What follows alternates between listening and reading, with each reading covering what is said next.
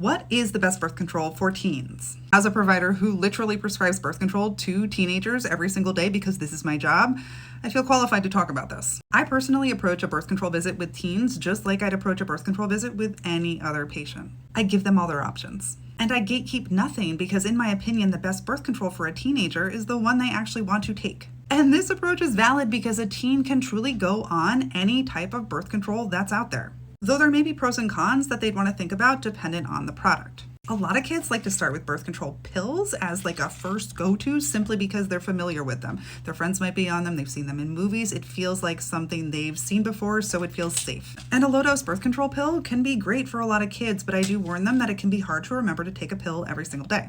If they're not worried about that, they think they can do that, we go for it, we give it a try.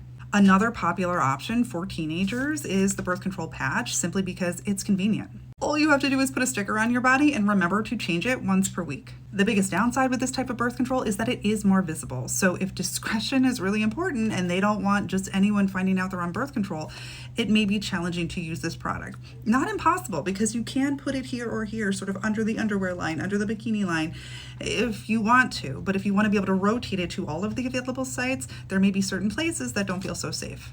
Another option that is really popular for teens is Depo-Provera. It's convenient because it's a shot you only have to get every 3 months, but there are downsides. With teenagers, I do worry about bone health. So if I have a young person that wants to start Depo, we also talk about what they are going to do to optimize their vitamin D intake and their calcium intake. The NuvaRing tends to be a harder sell for teens, especially teens who aren't already using tampons, because it does have to go inside the V.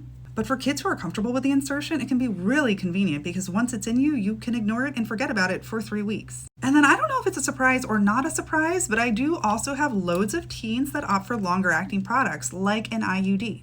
I've had young people opt for either the copper or the hormonal type. Both are options and both can fit.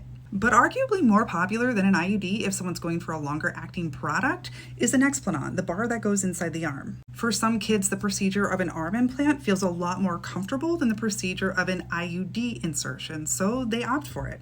And honestly, some of my happiest birth control clients are the ones that do opt for the Nexplanon, at least if it doesn't interfere with their bleeding pattern in a way that is unmanageable. Some people with Nexplanon will get uncomfortable, or not uncomfortable, but annoying spotting, which is the biggest reason people get these removed early.